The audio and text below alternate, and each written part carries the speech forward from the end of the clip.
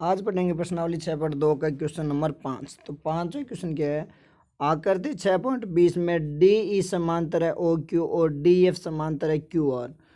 तो दर्शाइए E F समांतर होगा क्यू आर के। यानी हमें दो चीज़ दी हुई है और ये सिद्ध करना है। तो सबसे पहले मैं क्या लूँगा, सबसे पहले ले लूँगा आकृति पी ओ क्यू। यानी आकृति सिर्फ पी ओ क्यू देखते हैं अपन, कौन सी, जैसे ये आकृति देखते हैं, ठीक है, ऐसे है। यहाँ पे P, यहाँ पे D, O, ये E और यहाँ पे क्या है Q।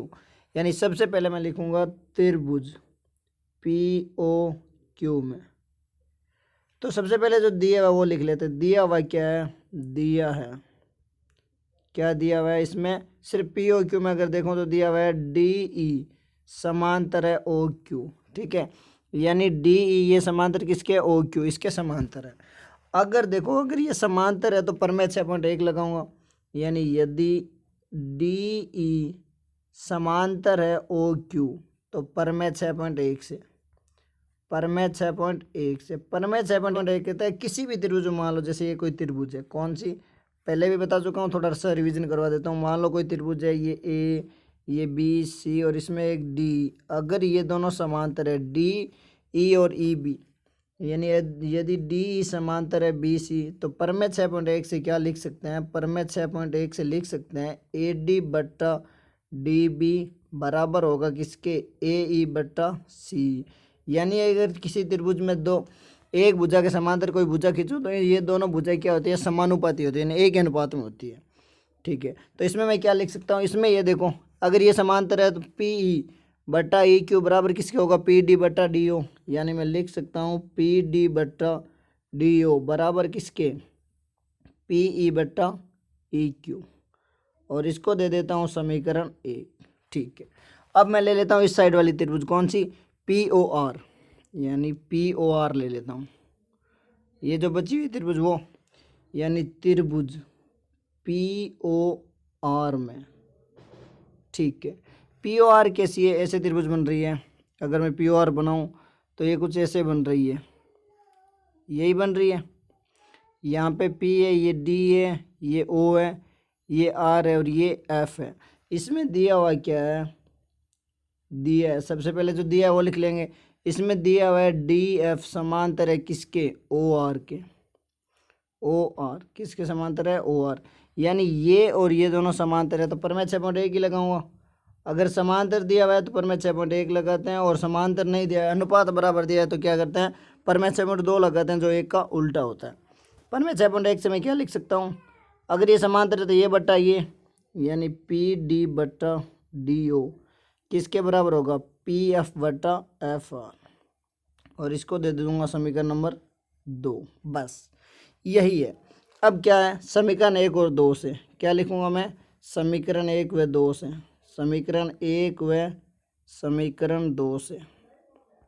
समीकरण 1 और 2 देखो, समीकरण 1 क्या थी, समीकरण 1 में यहाँ देखो पी डी बटा ई है, पी डी बटा डी ओ, और इसमें भी क्या है पी डी बटा डी ओ। यानी एल एच एस बराबर है तो मेरा आर एच एस बराबर होगा, क्या होगा, पी बटा ई क्यू बराबर किसके होगा, पी एफ बटा एफ आर। बस यही लिखना है। तो समीकरण 1 और 2 से मैं क्या लिख सकता हूँ, समीकरण 1 व 2 से, समीकरण 1 और 2 से मैं लिख सकता हूँ पी ई, यानी पी ई बट्टा ई क्यू किसके बराबर होगा, पी एफ बट्टा एफ आर, ठीक है। ये मेरा बराबर सिद्ध हो चुका है। तो अब मैं क्या करूँगा, परमेय 6.2 लगाऊंगा। क्या लगाऊंगा, परमेय 6.2। अगर ये बराबर है तो मैं क्या लिखूँगा, तब परमेय 6.2 से, किससे, परमेय 6.2 से। और परमेय 6.2 क्या कहता है, अगर कोई भी भुजा समानुपाती है, मतलब बराबर अनुपात में, तो क्या होती है, भुजा समांतर होती है। यानी यहाँ पे देखो ये ऐसी बन रही है त्रिभुज, अगर बीच वाले को हटा दूँ तो ऐसे कुछ त्रिभुज बन रही है। ये P है, यहाँ पे E है, ये Q है, ये R है और यहाँ पे F है। यानी बीच वाली बाकी सभी भुजाओं को हटाऊँ तो यही बन रहा है।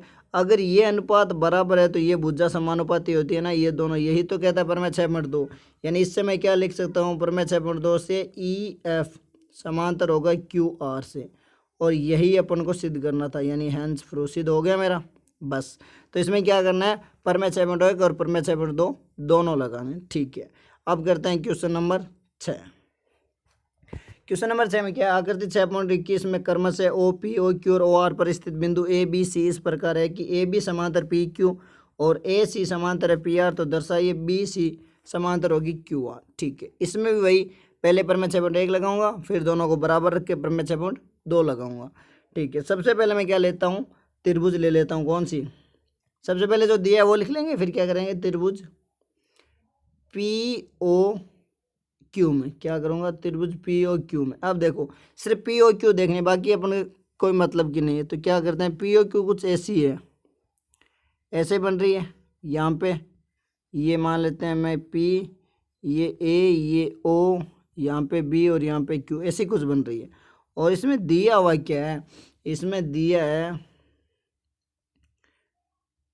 ठीक है, पी ओ क्यू में क्या दिया हुआ है, पी ओ क्यू में दिया हुआ है ए बी समांतर है किसके, ए बी समांतर है पी क्यू के। अब देखो अगर इस त्रिभुज को घुमा के देखूं, मतलब अगर मैं इस त्रिभुज को ऐसे घुमाऊं ना, तो मेरा क्या बन रहा है, ऐसे को त्रिभुज बन रही है ना, ये देखो। और इसमें क्या दिया है, ये दोनों भुजा, यानी ये भुजा समांतर है, तो ये बट्टा ये और ये बट्टा ये समानुपाती होगा। यानी त्रिभुज को मैं वापस घुमा देता हूँ, क्या होगा, ऐसे त्रिभुज है, तो इसमें अगर ये दोनों समांतर है तो मैं क्या लिख सकता हूँ, इसमें मैं लिख सकता हूँ ओ बी। यानी अगर ये है तो पर मैं 6.1 से क्या करूँगा, पर मैं 6.1 से त्रिभुज को घुमा के देख ही ली मैंने, तो इसमें क्या होगा, इसमें होगा ओ ए बट्टा ए पी, यानी ओ ए बट्टा ए पी बराबर किसके होगा, ओ बी बट्टा बी क्यू। और ये क्या हो जाएगी, ये हो जाएगी समीकरण नंबर 1। ठीक है, अब कौन सी त्रिभुज, पी ओ आर में मैं क्या लूँगा, त्रिभुज पी ओ आर में। ठीक है, त्रिभुज पी ओ आर में, पी ओ आर में क्या दिया हुआ है, पी ओ आर में दिया है, सबसे पहले वो लिखूँगा, दिया है। इसमें क्या दिया हुआ है, इसमें दिया है पी ओ आर में ए सी, यानी ए सी समांतर है किसके, पी आर के, ये दिया हुआ है। अगर ये समांतर यानी ऐसे ही त्रिभुज बन रही है, देखो फिर बना लो, चाहे ऐसे त्रिभुज बन रही है, और इसमें ये है यानी पी ए ओ सी और आर, अगर इसको भी घुमा के देखो और ये दोनों समांतर है, तो इसमें भी क्या होगा, पर मैं 6.1 से, त्रिभुज को चाहो तो घुमा के देख लेना, पर मैं 6.1 से मैं क्या लिख सकता हूँ, मैं लिख सकता हूँ पी ए बट्टा ए ओ। ठीक है, पी ए बट्टा ओ ए, या फिर ओ ए बट्टा ए पी, उल्टा लिख लो से, हाँ इसको लिख लेते हैं ओ ए बट्टा ए पी बराबर किसके होगा, ओ सी बट्टा सी आर, और इसको दे देता हूँ समीकरण नंबर 2। अब वही समीकरण 1 और 2 से क्या लिखूँगा, समीकरण 1 व 2 से, समीकरण 1 व समीकरण 2 से। अब देखो समीकरण 1 और 2 में LHS बराबर है ओ ए बट्टा ए पी है इसमें, और इसमें भी क्या है ओ ए बट्टा ए पी, तो इसमें हो जाएगा क्या, ओ बी बट्टा बी क्यू, ओ बी बट्टा बी क्यू किसके बराबर हो जाएगा, ओ सी बट्टा सी आर।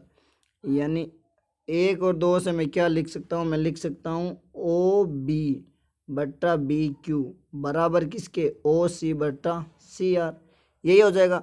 अब देखो ये त्रिभुज जैसे बन रही है, सिर्फ इसको देखते हैं कि कौन सी, वो O C R, sorry O Q R, यानी ओ क्यू आर कुछ ऐसी त्रिभुज बन रही है। ठीक है, यहाँ पे ओ, यहाँ बी, यहाँ क्यू, यहाँ सी और आर है, बस इस त्रिभुज को देखो, बाकी से कोई मतलब नहीं।